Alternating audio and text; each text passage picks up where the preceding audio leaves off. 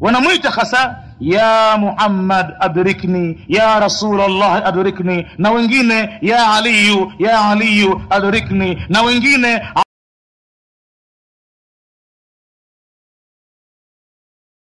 محمد وعلى أزواجه وذريته كما صليت على آل إبراهيم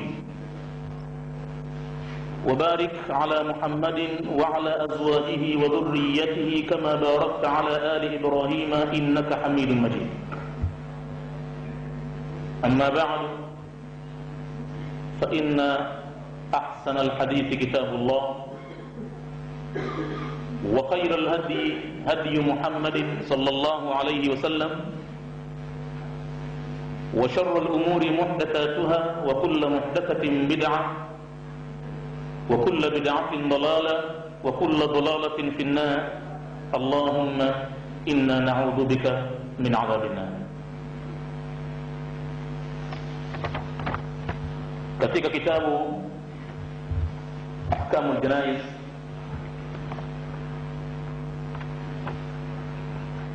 bado tunaendelea na mlango wa 3, ma ala alhadirina ba'da mautihi, ambao unazungumzia mambo yaliyowajibu kufanywa na wale waliomhudhuria mwenzi wao mara tu baada ya kifo chake.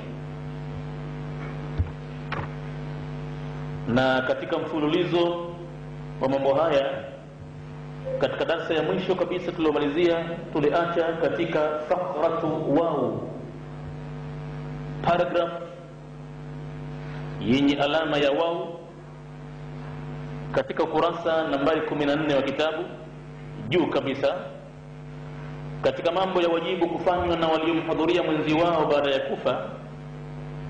An yudfinuhu, ni kwamba babu kitendo hicho cha kumhamisha yunafi al-isra', kitendo hicho kitakuwa kinakanusha ile haraka al-ma'mur, iliyoamrishwa bihi, kwa haraka hiyo, fi hadithi Abi Hurairah al-mutaqaddim, katika hadithi ya Abu Hurairah iliyotangulia nyuma, tuliyoitaja katika darasa iliyopita nyuma. Asri'u bil janaza, ndo hadithi hii. Fanyeni haraka katika mambo ya mazishi. Sasa kuhamisha kutachukua hatua ya matayarisho na matengenezo, na pengine kuna miji ambayo lazima masanduku yapatikane kwa gharama, na pengine itabidi ndege vile vile ipatikane kwa gharama. Hatimaye maiti anazidi kucheleweshewa mazishi yake, huenda ikazunguka wiki moja, wiki mbili, bado maiti yumo njiani tu katika harakati za kusafirishwa. Na wako wenye uwezo na wako waliokuwa hawana uwezo wa kumsafirisha. Kwa hivyo ile haraka iliyotakiwa na Mtume katika mambo ya mazishi itakuwa inakataliwa katika jambo hili la kuhamisha maiti kutoka pahala pamoja kwenda pahala pengine, na hususan mji hadi mji. Wanahuhu, na mfano wa hadithi ya Abu Hurairah iliyotaja asri'u bil janaza, mfano wa hadithi kama hiyo hadithu Jabirin. Kuna hadithi nyingine ya sahaba bwana Jabir ibn Abdullah radhiyallahu anhuma, Mwenyezi Mungu awe radhi na baba yake, qala, amesema, lamma kana yawm Uhud, ilipofika siku ya vita vya Uhud. Kama tunavyojua sote, vita hivi mashuhuri sana ni vita vya pili vikubwa walipopambana Waislamu na Makuraish. Na katika vita hivi kwa hakika Waislamu walipata msiba mkubwa mno, msiba wa kuuawa watu 70, isipokuwa hawakuweza kulipa kisasi na Quraysh kwa msiba waliopata wao, kuuawa watu 70 na kutekwa watu 70. Ama Waislamu waliuawa tu watu 70, lakini hakutekwa. Kwa kosa lililofanywa na baadhi ya Waislamu kukhalifu amri ya Mtume, ndio lilosababisha kupata kipigo hicho kikubwa. hata mtume wa Mwenyezi Mungu sallallahu alayhi wasallam alipata kipigo kikubwa na yeye, mpaka kafika wakati akapinduka, akazimia, akatoka na fahamu. Wakadiriki Makoreshi kutoa tangazo kama Muhammad ameshauawa, na tangazo hilo waliliona kwamba labda litaweza kufanya kazi, kwa sababu aliuawa mtu aliyemshabihi sana mtume katika vita Uhud, akiitwa bwana Mus'ab bin Umair. Katika walimu wa mwanzo kupelekwa Madina, kabla ya mtume kwenda Madina, alitangulizwa Mus'ab bin Umair ili akasomeshe dini kule. Maskini aliondoka kwao Maka akiwa tajiri sana, milionea, lakini kenda kafa katika hali duni kabisa. Hata nguo ya sanda ya kufunika mwili wake Mus'ab bin Umair haikutosha kumfunika kichwani mpaka miguuni. Ilibidi miguuni kuzibwe majani, kafa hivyo. Na si kwa sababu nyingine ila mapenzi ya Mwenyezi Mungu yalikuwa zaidi. Katika vita hivi waliouawa 70 miongoni mwao walikuwa ni watu wa mbele sana katika kusilimu, bali miongoni mwao walikuwa ni watu wa karibu sana na mtume katika nasab, kama Sayyidina Hamza ibn Abdul Muttalib. Na miongoni mwa waliouawa alikuwa baba yake Jabir, bwana Abdullah ibn Amr. Watu 70 hawa, kama atapata bahati mtu ya kufanya ziara ya kuzuru mambo ya tarikh, mambo ya historia ya Kiislamu iliyopita duniani, kama atapata bahati mtu kufika Madina, atafika pale Uhud, na pale katika vita, eneo ambalo vita vimepiganwa, basi watu 70 wamezikwa katika eneo lile. Sisi sasa tunaishi katika maudhui ya kwamba maiti anatakiwa azikwe katika ule mji aliofia, na haitakiwi kuhamishwa kutoka nchi mpaka nchi nyingine, kwani jambo hilo linakanusha ile haraka aliyotamka mtume, asri'u bil janaza. Na mfano wa hadithi asri'u bil janaza ni hii hadithi ya bwana Jabir ibn Abdullah. Jabir ibn Abdullah radhiyallahu anhuma anasimulia mkasa uliotokezea pale katika vita vya Uhud. Alikuwepo yeye Jabir,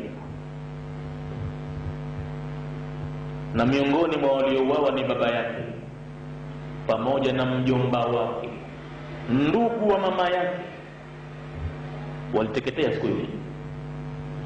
Jabir akabaki katika hali ya unyonge na simanzi kubwa, si kwa sababu kaondokewa na watu wake tu, bali Makureshi walifanya vituko vibaya kwa maiti za Waislamu.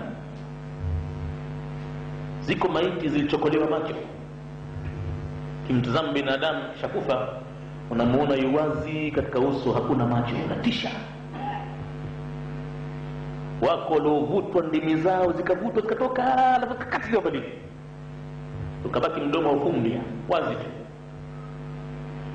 Wako waliokatiliwa mbali matumbo, yakatolewa maini yao, na makufari wakatafuna maini ya binadamu. Kisha kufa mtu atafuna maini yake. Na wako waliokatwa viungo vya siri vikatumbukizwa katika midomo yao, alimradi vilikuwa viwiliwili vya Waislamu havitizamiki. Na miongoni mwa waliofanyiwa vituko hivyo ni baba yake Jabir. Sio maskhara mtu kupata kuona maiti ya mtu wake wa damu katika ajali tu, anaweza akazimia. Ajali kama itakuwa mbaya sana, Mwenyezi Mungu ayakushe mbali hayo. Kuona maiti ya mtu wake wa damu, kichwa kimevurugika, haujulikani uso ulivyokaa, haijulikani kitu gani, anaweza mtu kupata shock akafilia mbali naye vile vile. Sikwambii tena mambo hayo yametokezea vitani, na maiti sio ajali tu, bali zimefanyiwa kwa maksudi vituko vya kiajabu ajabu. Jabir ibn Abdullah akawa ni mwenye kusononeka sana.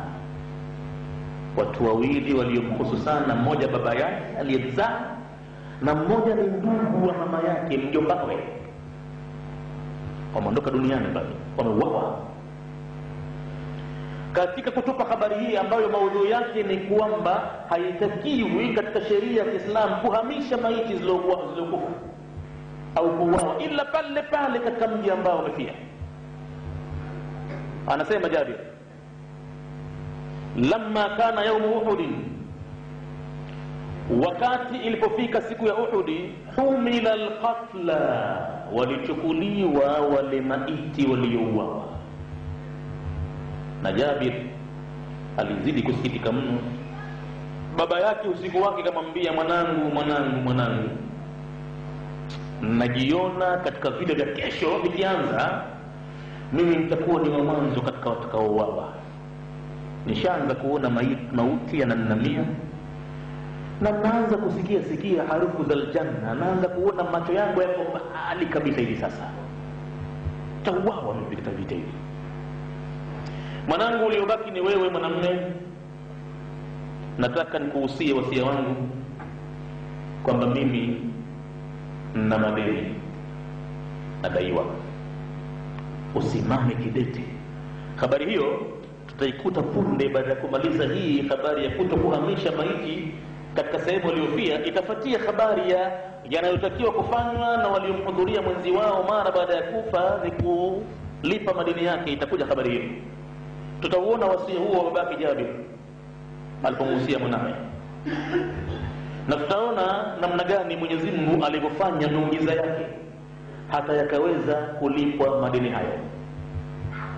Lakini sasa kwanza tuko katika maudhui.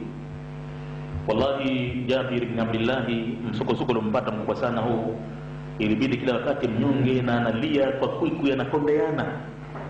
Mtume Mwenyezi Mungu siku moja alimwambia Jabir, njoo kakitako mbele yangu hapa, wacha kuwa tabia kama hiyo, ondosha simanzi, ondosha huzuni kitu cha hatari kwa binadamu. Unaweza kupofua macho usione tena, au masikio unaweza kudhurika mara moja. Wacha huzuni. Nitakwambia maneno mimi nimeyapata kwa wasfa wa Jibril. Maneno gani ya Rasulullah? Akamwambia, inna Allah lam yukallim ahadan illa min wara'i hijabin, Mwenyezi Mungu hajapata kusema na kiumbe yoyote ila nyuma ya pazia. Lakinahu kallama abaka biduni hijabin, lakini amesema na baba yako bila ya pazia. Kaifa kana dhalik, yalikuwaje hayo? Lamma mata shahidan, alipokufa baba yako aliyakuwa ni shahidi, alipouawa katika vita vya Uhud. Mwenyezi Mungu Subhanahu wa Ta'ala alizungumza na shahidi, akamwambia ya shahidu, akamwita kwa jina la shahidi. Tamanna alayya u'tika ma tashau, tamani kitu juu yangu mimi ni wajibu nikupe, nami naahidi nitakupa kile ambacho utakacho chochote, wala siogopi ufalme wangu utapungua kwa kukupa wewe utakacho. Fa ana malikul mulki wa malikul muluk, mimi ni mfalme wa falme na ndio nilomiliki falme zote. Tamani shahidi nikupe utakacho. Baba yake Jabir bin Abdullah bin Amir akasema, atamanna an a'uda ila dunya, ya Allah, mimi kama kuna jambo nikipewa basi natamani nirejee tena duniani mara pili. Kwa nini urejee mara pili duniani? Liuqtala fika maratan ukhra, ndio nikauawe kwa ajili yako Mwenyezi Mungu mara nyingine. Naona raha na staladhi kwa roho yangu imetoka katika jambo hili. Qala laqad sabaqa alqawlu minni annahum ilayha la yurja'un, ulitakalo Jabir limekwisha tangulia tamko kutoka kwangu mimi ya kwamba huko duniani watu hawarejei tena wakifika hapa. Tamani nyingine hili limewekewa mpaka maalum alipo. Ja Abdullah bin Amr akasema, wali ukhbira ashabi bima fihi min an-na'im al-muqim, na ili nikawape habari wale wenzangu waumini kwa yale ambayo ninayo mimi hivi sasa miongoni mwa neema zenye kusalia milele, nikawape habari wajue. Qala ana ukhbiruhum bidhalik, Mwenyezi Mungu akasema kwa hilo huna haja ya kwenda wewe duniani, mimi mwenyewe nitawapa habari. Aya katika sura Ali Imran ndio wakati wake asbabu nuzul ya kushuka kwa pale. Mwenyezi Mungu anasema wala tahsabanna alladhina qutilu fi sabilillahi amwata, na wala msiwadhanie wale ambao wameuawa katika njia ya Mwenyezi Mungu kwamba wamekufa moja kwa moja kwa upofu, hawana lao jambo bilala, bal ahya'un 'inda rabbihim yurzaqun, bali wako hai mbele ya Mola wao wanaruzukiwa huko waliko.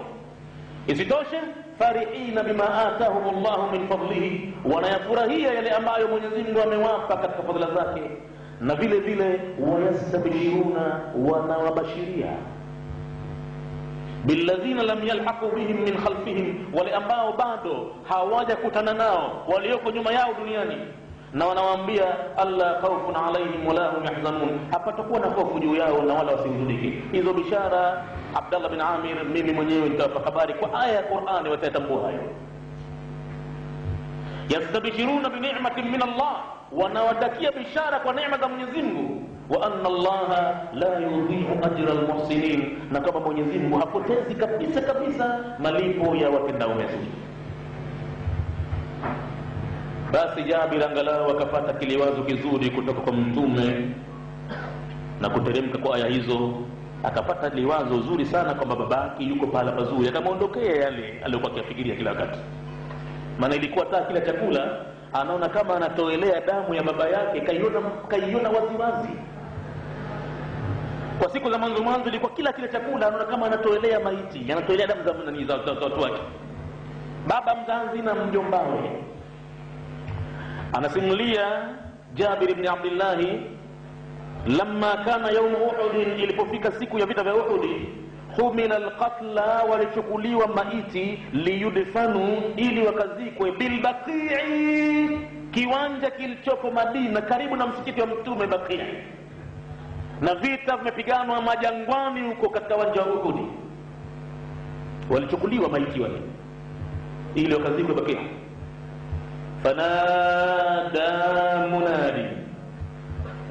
Fanada munadi rasulillahi, pale akatangaza mtangazaji aliyetumwa na mtume sallallahu alayhi wasallam, anna rasulallahi, mtangazaji anatangaza ya kwamba hakika mjumbe wa Mwenyezi Mungu sallallahu alayhi wasallam, yaamurukum, anakuamrisheni nyinyi mliochukua maiti mnazipeleka Baqi, anakuamrisheni an tudfinu alqatla, muwazike hao maiti waliouawa katika vita vya Uhud, fi maqatihim, katika malalo yao pale walipouawa katika uwanja wa Uhud, pale jangwani walale pale, ndio udongo wao, ndio ardhi yao Mwenyezi Mungu aliwaandikia, hakuna haja kuondosha. Angalia, ni ile Madina yenyewe.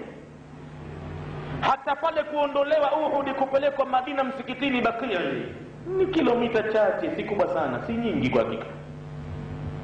Wataona watu watapoenda ziara kutoka Masjid Nabawi Madina mpaka kufikia katika maeneo ya Uhud, wallahi ni masaa 2-3 tu, wala uchukue muda mrefu sana, mara ushafika pale. Kwa hivyo hata kuondolewa pale Uhud kuziko Baqi karibu na msikiti wa mtume Madina ndani mjini, tangazo limekuja kwamba warejeshwe na maiti walikuwa kwa njiani, wamebebwa na ngamia, wamebebwa na farasi, wanakwenda kuzikwa Baqi. Fanada munadi rasulillah, akatangaza mtangazaji wa mtume Mwenyezi Mungu, anna rasulullah sallallahu alayhi wasallama, ya kwamba mjumbe wa Mwenyezi Mungu, yaamurukum, anakuamrisheni nyinyi, an tudfinu alqatla, ya kwamba muwazike au maiti, fi madajihim, katika malalo yao. Tangazo hili limekuja baada ma hamalat ummi, anasema Jabir, baada ya kubeba mama yangu. Mama yake Jabir alikuwa shujaa mkubwa mno, kahudhuria katika vita vya Uhud, miongoni mwa wanawake wachache waliokuwa nakwenda vitani, kazi yao ni kuziba majeraha kwa maswahaba. Akipigwa mtu, katolewa mtu jicho, katolewa mtu mkono, wanawake wanakwenda mbio kufanya first aid, msaada wa mwanzo kutibu majeraha yale. Wanafunga kwa kutibika, patibika, hatibiki, chauawa, wanamburura, wanamweka kando. Walikuwa na kama hiyo harakati, na silaha zao wanazo, wakimpatia nafasi kafiri na mchoma mkuki, wanampiga upanga. mama yake Jabir alikuwa ni miongoni mwa waliohudhuria katika vita hivi. Basi anasema tangazo la mtume limekuja baadama hamalat ummi, baada ya kubeba mama yangu abi wa khali, kumchukua baba yangu na mjomba wangu. Mwanamke huyo alikuwa mwanamke gani? Jabari gani huyo? Kachukua maiti ya mumewe na maiti ya kaka yake, maiti ya kaka yake na maiti ya mumewe. Mmoja ni mume aliyokuwa kilala naye na kuamka naye na kuzaa naye, na mmoja ni kaka yake, wametoka tumbo moja. Kachukua maiti zile mbili, adilaini, hali ya kuwa amezining'iniza. Adilaini nambari 1 chini, Albani na fasiri ai yani shaddadathuma, alazifunga vizuri maiti zile, ala jambatay albairi, juu ya mbavu mbili za nyumbu, kala adilaini, kama vile namna ya soji lilivyokaa la nazi. Wakati wa mtu anafanya ngusho la nazi, soji lile nazi zimeingia upande huu na upande huu, imekuwa zimekaa sawa sawa, punda anakwenda vizuri kabisa. Kwa hivyo aliweka balance, aliwafunga wale maiti vizuri, mmoja ananing'inia upande huu na mmoja upande huu, na nyumbu huyo anakwenda. Mwanamke kafanya kazi hiyo. Anasema tangazo limekuja baada ma hamalat ummi, baada ya kubeba mama yangu abi wa khali, kumchukua baba yangu Abdullah bin Amir pamoja na mjomba wangu, yani kaka yake huyo mama yangu, adilaini, kwa kuwaning'iniza katika mbavu mbili za huyo nyumbu. Wa fi riwayatin, na katika riwaya nyingine imekuja adalathuma, aliwaning'iniza mwanamke huyo maiti hao, ala nadhihin, juu ya sehemu ya ubavuni mwa mnyama, mmoja upande huu na mmoja upande huu. Litudfinahu, kawachukua maiti wawili wale mama yangu ili kwenda kuwazika fil Baqi, katika kiwanja cha makaburini kilichoko Baqi Madina. Tangazo la mtume lilipokuja hakuna alopinga, hakuna alosita. Masahaba walikuwa madhali kimetoka kitu kwa mtume, kauli yao ilikuwa samina wa ata'na. Hakuna kusema kwamba tutafika hapa chaingia Madina, chaingia mjini, hakuna alosema hivyo. Ilibidi lazima maiti zirejeshwe. Faraddu, basi wakazirejesha maiti. Wa fi riwayatin, na katika masimulizi mengine, qala, anasema Jabir, faraja'nahuma, tukazirejesha maiti mbili hizo, moja ya baba yangu na moja mjomba wangu, ma'al qatla, pamoja na maiti nyingine, haithu qutilat, pale pahala zilipouawa ndo zilipozikwa, na maiti zote 70 ziko pale mpaka leo. Kaburi liko pale kubwa kabisa. Hadithi hii akhrajahu ashabu sunan, wameitoa watu wa sunna al-arba'a, ambao ndio ni wanne, wa Ibn Hibban, na vile vile Ibn Hibban kaitaja hadithi hii fi sahihihi, katika sahihi yake. Wa riwayatu al-ukhra lahu, na riwaya nyingine hiyo tunataja hapo ni yake yeye, wa Ahmad, pamoja na Ahmad bin Hanbali, wal Baihaqi bi isnadin sahihin, kama tegemezi liko sahihi. وقال الترمذي، na akasema Tirmidhi, hadithun hasanun sahihun, hadithi hii mategemezi yake ni nzuri na ni sahihi. Wa ziyadatu, na maneno yaliyomo katika bracket, li Ahmad, ni ziada ambayo kataja Ahmad, fi riwayatin, katika riwaya ambayo yati lafdhuha, litakuja tamko lake, fil mas'alati al-fasli al-80. Tukifika katika mas'ala, katika upeo nambari 80. Hivi sasa tuko katika nambari 17 tu bado. Tukifika mbele huko insha Allah taala itakuja tamko lake hadithi hiyo.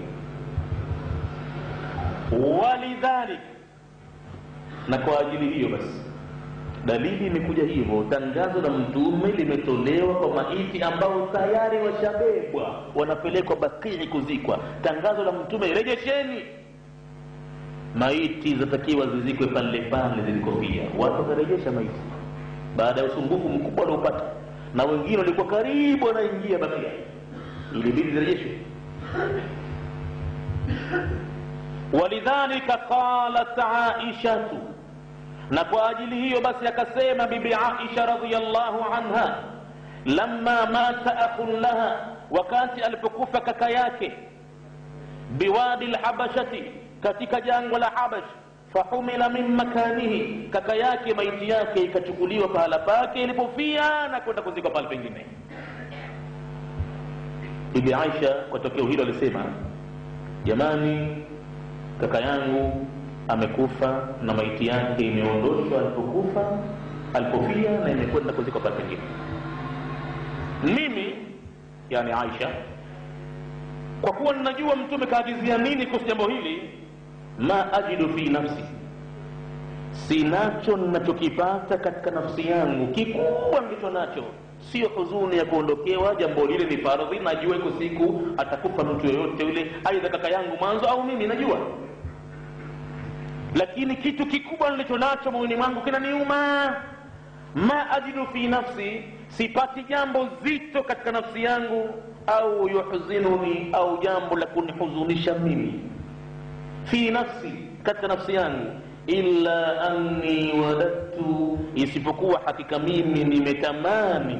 Lakini wapi halikuwa hilo? Wadattu, nilitamani, annahu kana dufina fi makanihi, kwamba kaka yangu laiti kama angelizikwa pahala pake alipofia. Natamani hivyo, naona uchungu, inaniuma. Nambari 2 ikaweka hapa Albani kwenye kitabu, alipofika hapa maneno ya Aisha, wadattu annahu kana dufina fi makanihi, anasema qala an-Nawawi, amesema Imamu an-Nawawi, na imekuwa nzuri sana maneno hayo kwamba kayasema Imamu an-Nawawi, kwani pengine kama angezungumza Abdul Wahhabi au Ibn Taymiyyah au Ibn Qayyim, watu wengine wamekataa kufuata maneno yao kwa sababu wametamka Wahabi. Wahabi ni watu ambao wanasukumiwa kila balaa, hawampendi mtume, hawamtaki mtume, wamezusha na hivi na hivi, ilhali wao wamechunga mwendo wa mtume sasa. Lakini alhamdulillah maneno hayo yanafuata sasa hivi kayatamka Imamu an-Nawawi. Yeye ni mwandikaji wa kitabu cha Riyadhus Salihin, anajulikana maarufu, na ni mmoja katika wafuasi wa Imamu Shafi'i, ni mwana Shafi'i. Kwa hivyo baada ya kuona hili tamko la Bibi Aisha, wadatu, nimetamani mimi, annahu kana, ya kwamba kaka yangu huyo, dufina fi makani, angelizikwa pahala pake alipofia.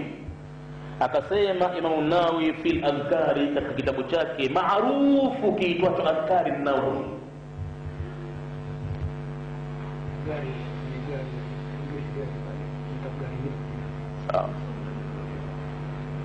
Mwenye gari kama yumo ndani hapa, nambari 17430, anaombwa akaiondoshe gari yake hiyo, kwani kuna gari nyingine itakuchukua nafasi hapo.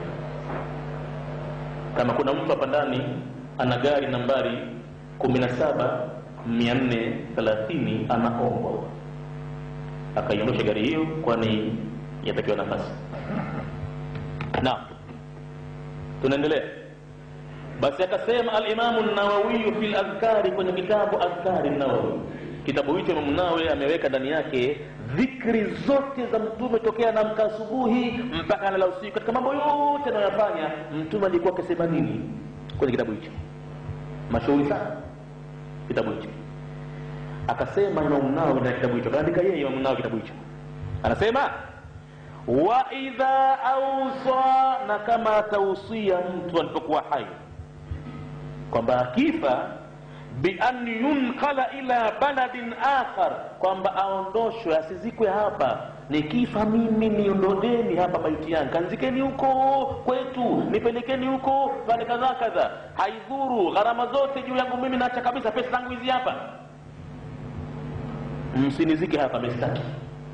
Kama tausia hivyo, maneno haya yanasema Imamu an-Nawawi. Wa idha awsa, na kama tausia mtu katika uhai wake, ikiwa kwa mdomo au kwa maandishi, bi an yunqala ila baladin akhar, ya kwamba yeye akifa ahamishwe akazikwa nchi nyingine, al-Imamu an-Nawawi anasema la tunfadhu wasiyatuhu, hautotekelezwa wasia wake, kwa sababu ni wasia batil. wasia wa mtu atakapohusia utafatwa, utatekelezwa ikiwa kahusia jambo la kisheria liko juu ya haki ya kuhusia. Ana haki ya kuhusia mtu na kahimizwa, kama ana jambo mtu anataka kulihusia, basi zisifike siku mbili akawa nalo moyoni tu, ahusie au andike pahala aweke barua. Sikae vivi tu kama tulivyoona nyuma tunakotoka huko juu ya habari ya mgonjwa atakuhusia, shapita kama wao. طيب basi anasema Imam Nawawi, la tunfadhu wasiyatuhu, hautotekelezwa wasia huo kwa sababu ni batil. Wasia wowote ukiwa batil, hata katika mirathi haufatwi kabisa, anajidanganya mtu bure. Na asemavyo, mwanangu huyu simpendi, sitaki arithi mali yangu hata uzi wangu, wasia batil. Mwanawe aliyemzaa ndiye atakayerithi, mathalan ni Muislamu mwenziwe, ama atanyang'anywa mirathi kama kila mmoja ana dini mbalimbali. Ikiwa mwanawe ni kafiri, basi hakuna chochote atakipata. Dini inatenganisha mirathi. Lakini kama ni Waislamu wote, hata afanye nini, lazima mtu wake atarithi. Tena atakiwa mrithi apate kitu zaidi kuliko wasia huo atakaohusia mtu. Wasia wake ukikiuka thuluthi moja, basi utakuwa unakenseliwa, unakataliwa. Mwisho wake wasia mtu ni thuluthi moja. Hata kama atakupeleka misikitini katika majambi, mabusati, pesa zikahudumia msikiti, madhali ni nyingi zaidi kuliko watajopata warithi, utakataliwa wasia ule. Lazima warithi wapate kitu zaidi, thuluthi mbili nzima za warithi.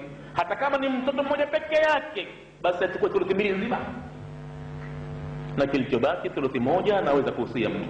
Akifanya maskhara mtu hapa, atajikuta kaburini na pata taabu, atakwenda kusangaa pako pala, atatiwa kwenye mbano, hendi kupumzika aljanna, kwa sababu wasia kahusia vibaya.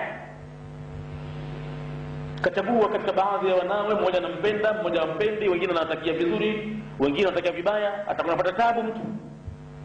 Anasema Imam Nawawi, hata kama mtu atahusia kwamba ahamishwe maiti yake baada ya kufa, wakati agizo la Mtume linasema kwamba azikwe pale alipofia, hata waliouawa katika vita vya Uhud maiti zao ziko njiani zinapelekwa Baqi, tangazo la Mtume limekuja ghafla kwamba zirejeshwe zikalazwe pale zilipofia. Anasema Imam Nawawi, la tunfadhu wasiyatu, kama tawsia hivyo hautatekelezwa wasia wake huo abadan.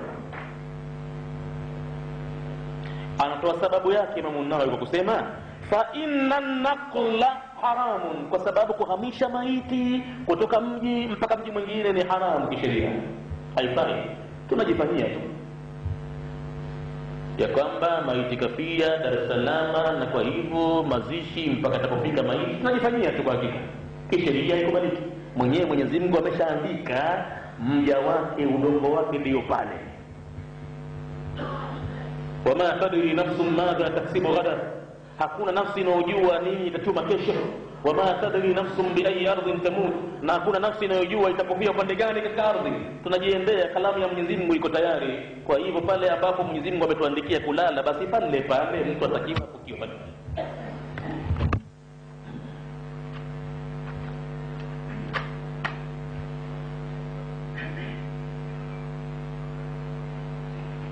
fa inna an-naqla, al-Imam an-Nawawi anasema kwani kuhamisha maiti haramun, ni jambo liloharamishwa ala al-madhhabi sahihi, juu ya mwenendo ulio sahihi. Kama kuna mwenendo mbalimbali, yukasema hivi, mwenendo uliokuwa sahihi ni haramu kuhamisha maiti. Al-mukhtar, tena uliochaguliwa na masahaba na maimamu na matabiina ni huo alladhi qalahu al-aktharuna, ambao mwendo huo ndio waliosema wengi kabisa. Wasarraha bihi al-muhaqqiquna, na wakaeleza wazi jambo hilo wenye kuhakikisha mambo ya kisheria katika dini kwa mnasaba wa Qur'ani na mnasaba wa hadithi za Mtume. Basi sarraha bihi, wametaja wazi wazi jambo hilo al-muhaqqiquna, wale wanaohakikisha mambo. Tunarudi sasa juu, tuteremka chini kidogo namba 2 hapo kufuatia maneno ya Imam Nawawi.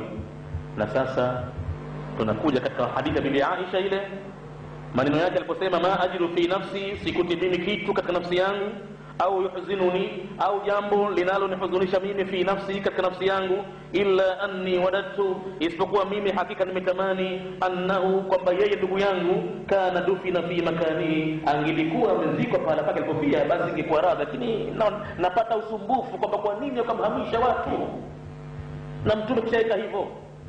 Hadithi hiyo ya maneno ya Aisha akhrajahu al-Baihaqi, ameitoa Imam Baihaqi bisanadin sahihin, kwa mategemezi yaliyokuwa sahihi.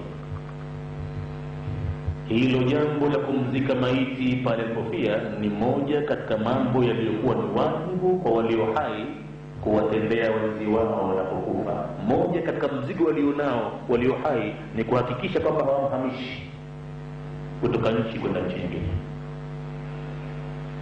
Sasa tunaingia katika faqaratu zayun, paragraph ambayo itakuwa na zeli, harfu yake, harfu inapatia sasa baada ya wao zayun.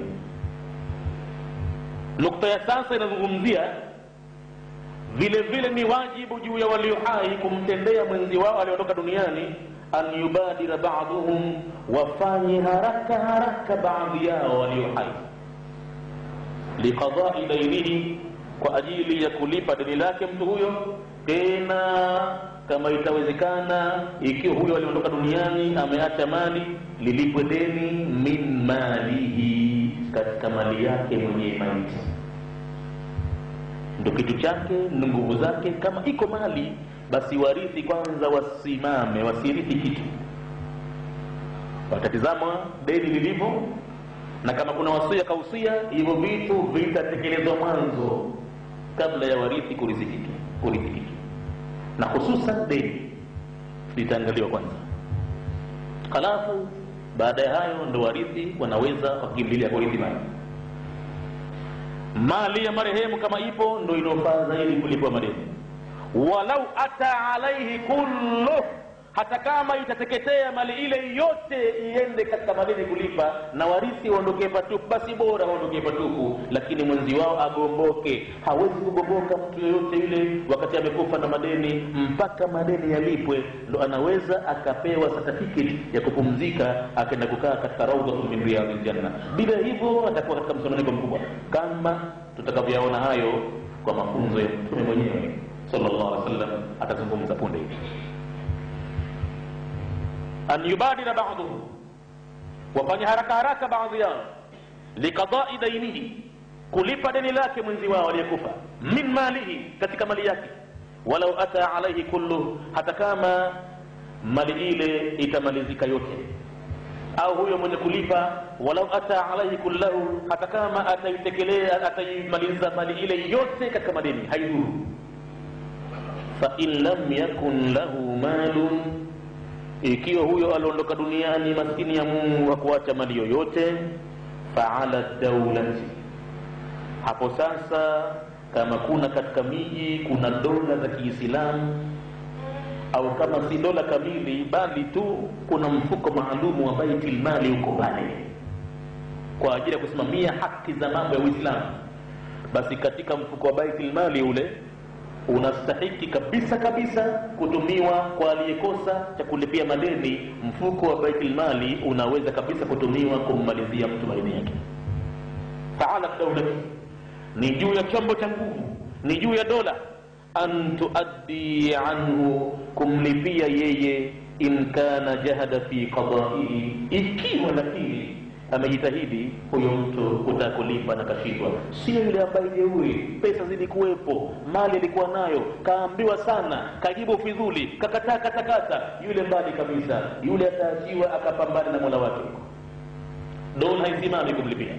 In kana jahada, ikiwa kajitahidi, fi qada'ihi, kutakulipa, lakini kwa bahati mbaya hakuwa nacho takulipa, fa in lam taf'al, na kama haikufanya dola jambo hilo, dola ya Kiislamu kama haikufanya kulipa, basi watatawwa bidhalika ba'dhum, na wakafanya jambo la tatawwu, wakajikalifisha kulipa deni hilo baadhi ya Waislamu, jaza, itajuzu. Wakitokezea baadhi ya Waislamu wakasema, la, kwa mwenzetu huyu sisi tutasimamia ngapi, milioni 10, basi sisi tuko watu 10 hapa, tuna uwezo, wewe moja na wewe moja na wewe moja, watu 10, milioni 10 tutalipa sisi, mathalan, kwa mfano.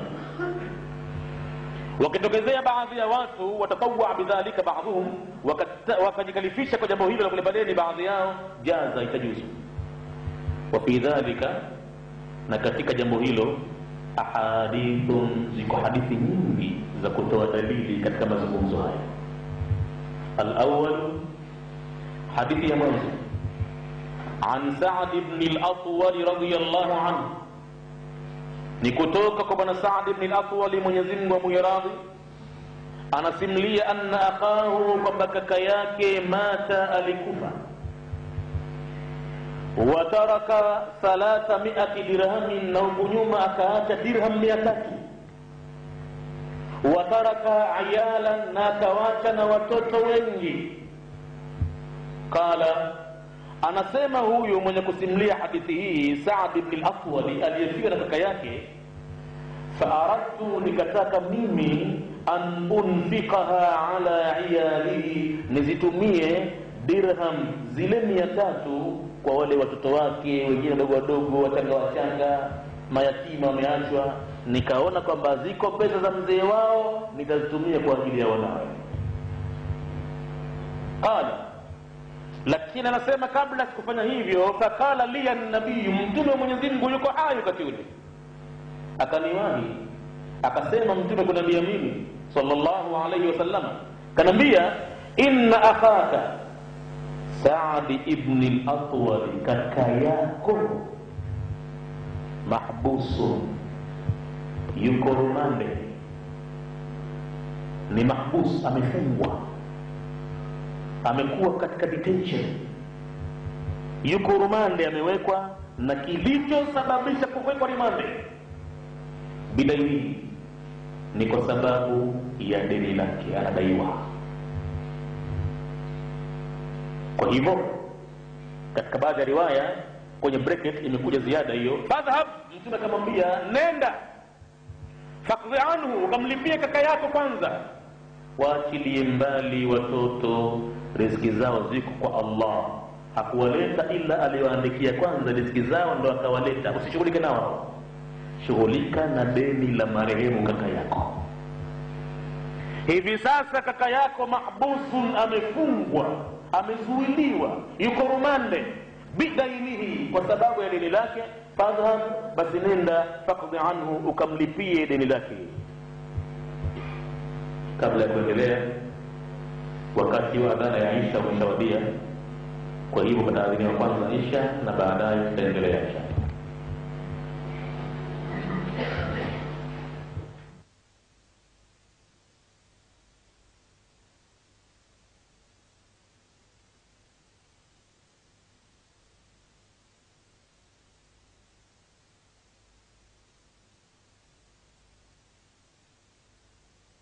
Naam,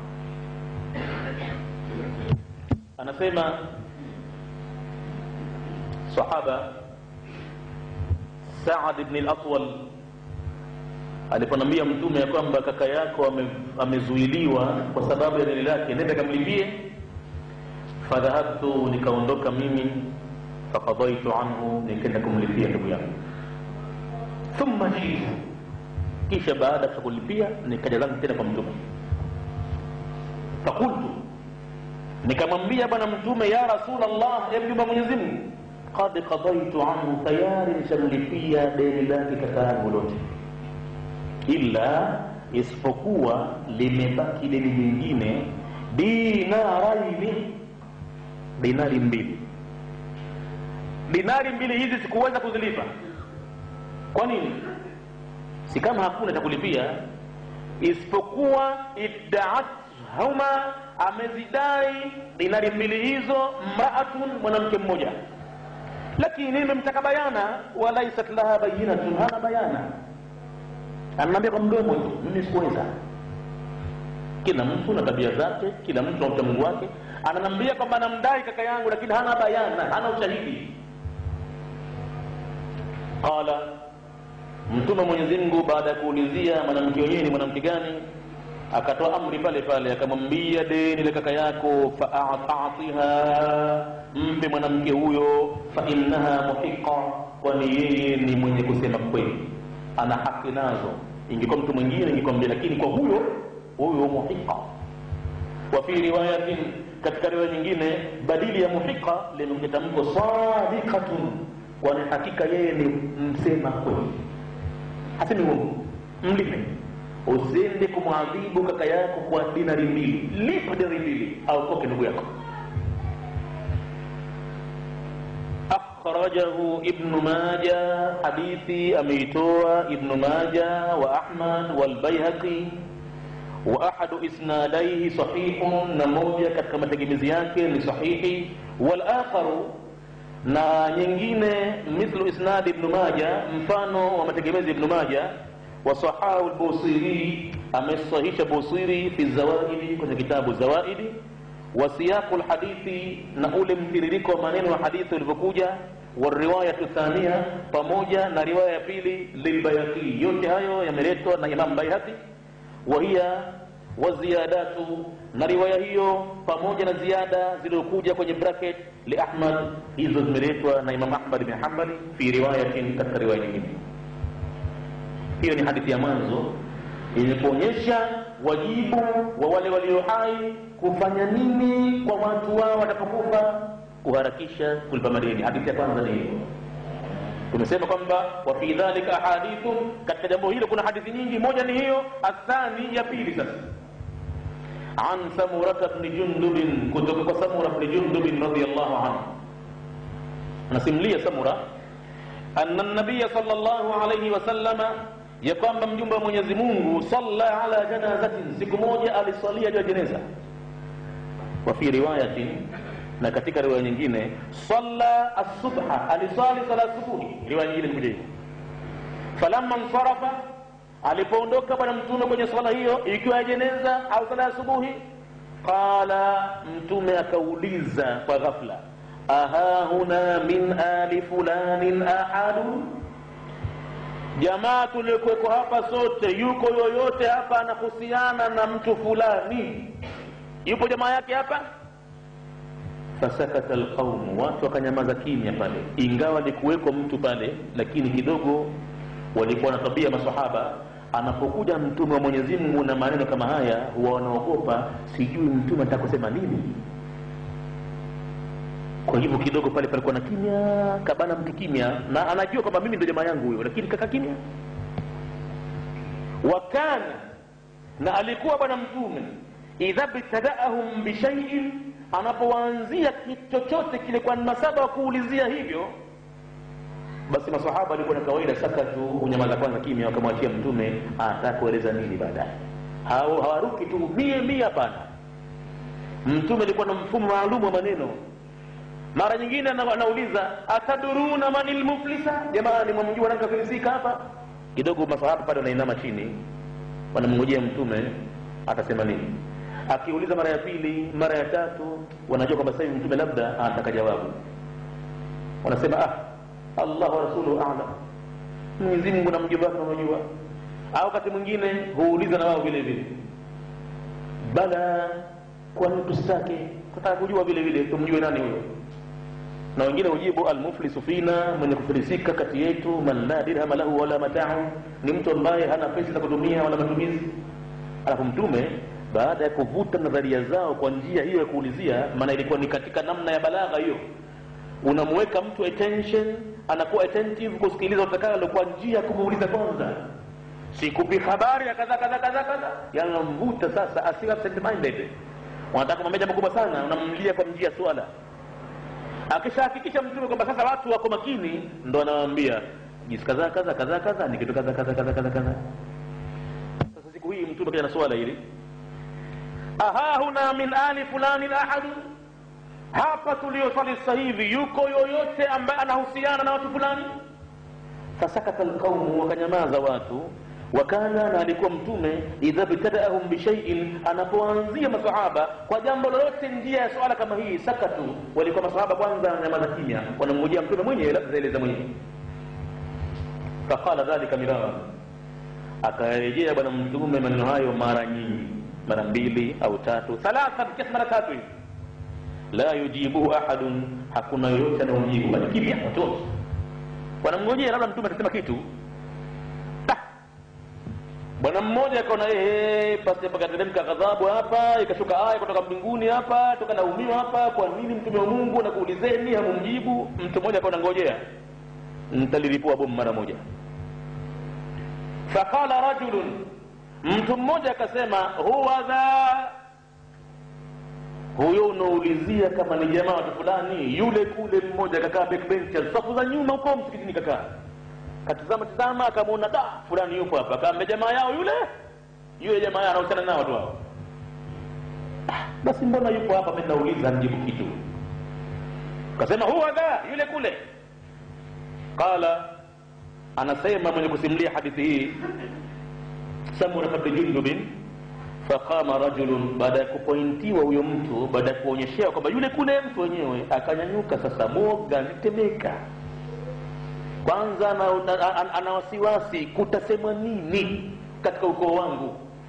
Wasiwasi wa pili ni kwamba mtume karejesha maneno mara 3, kumbe yeye yupo kakaa kimya, sijui atakarifiwa vipi sasa. Faqama rajulun, akanyanyuka huyo mtu, yajurru izarahu, anapita akiburura shuka yake, yani nguo za mporomoka sasa kwa ule woga wenyewe. Subhanallah, subhanallah, itakuwaje mambo haya leo? Na najuta kwa nini nikakaa kimya mpaka saa hizi, mpaka nikataja yule mtu wenyewe. Faqama rajulun yajurru izarahu, akanyanyuka mtu anaburura nguo za shuka yake, min mu'khirin nasi, anatoka katika watu walioko nyuma ya safu za nyuma. Faqala lahu an-nabiy, alipokuja mbele ya mtume akamwambia huyo bwana, ma mana'aka, ala, jinsi gani wewe bwana, hebu niambie nini kimekuuliza wewe, nini kimekuzuilia wewe, fil marrataini, katika mara mbili, al-awwalaini, za mwanzo. Mimi nauliza hapa, kwa nini wewe mwenye kimya, antakuna ajabtani, kuanza usinijibu mimi kitu kile. Ile bwana kaenda machini kimya, hana la kujibu, anajogopea. Mtume kaendelea sasa, ama mimi nilikuona wewe upo, lam anuhu bismika, na sikukutaja jina lako maksudi, nikitaka mwenyewe ujivolontia useme mie jamaa yao mie. Hawamekaa kimya. Mimi lam anuhu bismika, sikukubainisha kwa jina lako, na nishakuona upo, illa li khairin, isipokuwa nimekusudia khairi tu.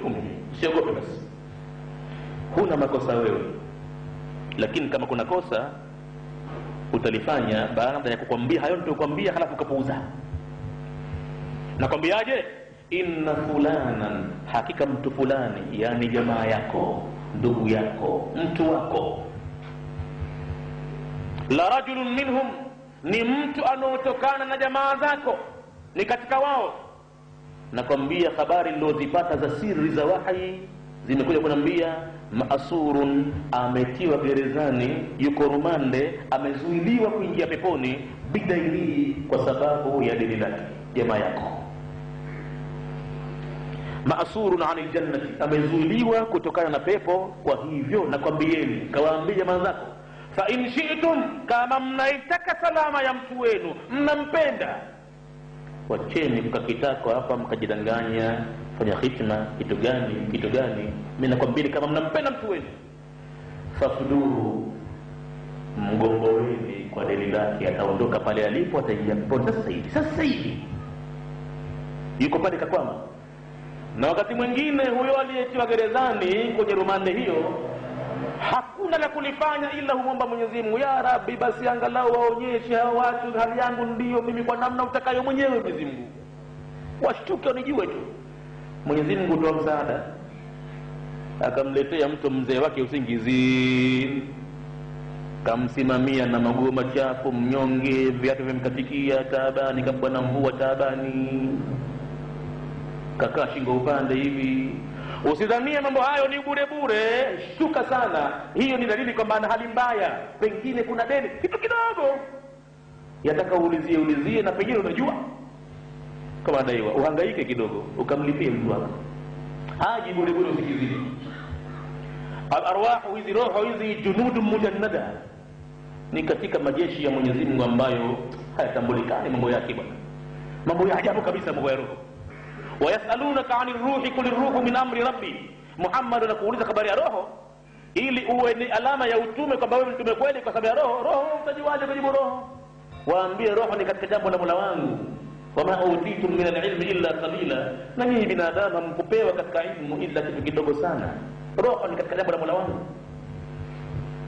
Basi hizi roho hizi ma taarafa minha atalaf, zenye kutambuana, zenye kujuana lazima ziungane, hata kama mmoja yuko akhera mmoja yuko duniani. Japo usingizini utakutana watu na wazungumze hivi, bwana we, kuna kitu kadhaa kadhaa chumbani kwangu kwenye kabati cha fulani si changu, napata tabu hivi sasa, nenda kakichukue kampelekee mwenyewe. Hadha inakuja kama hivyo wazi wazi, na ukenda ukifungua hapo pahala unakuta kwe ipo kwe. Ma taarafa minha talaf, zenye kutambuana roho hizo huungana. Wama tanakara minha atalaf, na zile ambazo zinakataana haziko pamoja, umeguana nitakuangalia. Basi mtume akamwambia fa in shi'tum, kama mtapenda, fafuluhu, kamkomboeni ndugu yenu anapata tabu hivi sasa, ma'thurun, amewekewa kiziwizi, bidaini, kwa deni lake. Kama watu wanampenda mtu wao, washughulike na madini yake ya rabbal alamin.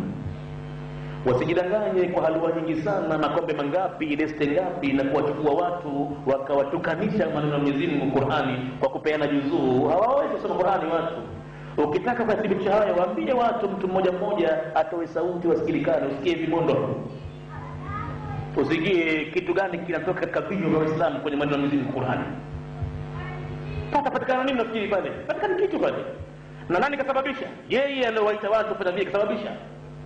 Halafu utakwenda mwingine ni kukupa kofi kwenye Qur'ani, yani ile stop order yenyewe inakuja ndio basi imekwisha. Popote ulipofika anainuka mtu anapokonya juzuu huyo. Sasa ulifika wakati wa watu kula halwa. Hakaza hivi ndivyo wanakwenda. Na wengine wanazungumza kabisa kama za kidunia zao, za mpira, za siasa, za maneno gani, khitma zinaendelea kule, juzuu zimefungwa wengine.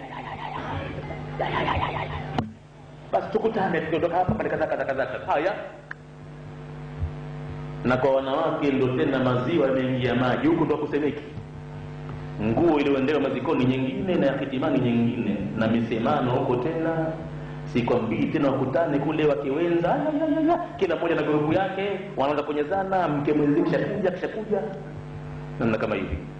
Na jambo lenyewe ni kama halina msingi, halikufanywa na mtume wala khalifa wala sahaba wala tabiina wala maimam, hamna, alipo. Kama kuna umuhimu, basi mtume anawaambia watu wazi hivi. Kasali mtume, baada ya sala anatoa maneno kwamba jamani, hapa tulipo hakuna yoyote anayemhusu kadha mtu kadha. Alipokuja mtu kujitaja, ndo baada ya kutajwa ni mtu fulani, anamwambia jamani, kwa nini ninauliza tako pale ulijibu kitu? Na mimi sikusudia isipokuwa khairi tupu. Nakwambiaje, jamaa yako, mzee wako amefungwa, yuko gerezani rumande, hana kipumziko, na sababu ya kifungo chake deni tu basi, nimemzuilia deni tu basi. Fa in shi'tum, basi kama mtapenda na mnampenda mtu wenu, fafuduhu, mgomboeni kwa kumlipia madeni yake. Wa in shi'tum, na kama mtaona upuuzi, haya, fa aslimuhu, mterekezeni, mwachilieni, ila adhabillahi, aendelee kwenye adhabu ya Mwenyezi Mungu. Na nyie fanyeni hitma, kuleni wali, ikija 40 fanyeni 40, chakula kizuri sana na majuisi, furahisheni watu. Na mwenzenu mahbusu bidaini, bado kwa mambo yale hawezi kukomoka, na pengine hiyo fedha yake hiyo mpaka warithi wanaondokea patupu kwa kufanyiwa mambo hayo, na yeye mwenyewe amesakaa maadili lake, na warithi wake wapatiki, mayatima wataachwa hivi. Mtume anasema wa in shi'tum, na kama mtapenda muone upupavu mtupu, basi faslimuhu, mwachieni aendelee, ila adhabillahi, kwenye adhabu ya Mwenyezi Mungu. Mtume akaendelea tena akamwambia, ama mimi kwa upande wangu ninavyompenda mtu huyo, falau raaitu ahlahu, laiti kama nitawaona watu wake maiti huyo, wa man yataharrauna, na yoyote ambaye mwingine hata kama si mtu wake anajihimiza amrahu, kuhusu jambo lake mtu huyo, kama nitawaona watu qamu, wananyanyuka sasa hivi, faqadau anhu, kwenda kumlipia mwenzi wao, wallahi nitafurahi mimi. Hatta ma ahadun yatlubuhu bishay'in, mpaka asiwepo yoyote anayemtaka au anayemdai mtu huyo jambo lolote. yalipwe madeni yote, akitokezea anosamehe mwacha samehe, lakini kama akusamehe lazima alipwe. Hadithi hii anasema chini Albani kwenye nambari 1, wala ushahidu, inao ushahidi mwingine min hadithi ibn Abbas, katika hadithi nyingine ibn Abbas ambayo rawahu Tabarani, imekuja kwenye kitabu fil Mujam al-Kabir, lakini hiyo nyingine imekuja bi sanad dhaif, kwa mategemeo kwa dhaifu. Ama hii ni sahihi ambayo masnadi yake akhrajahu Abu Daud والنسائي والحاكم والبيهقي والطيالسي في مسنده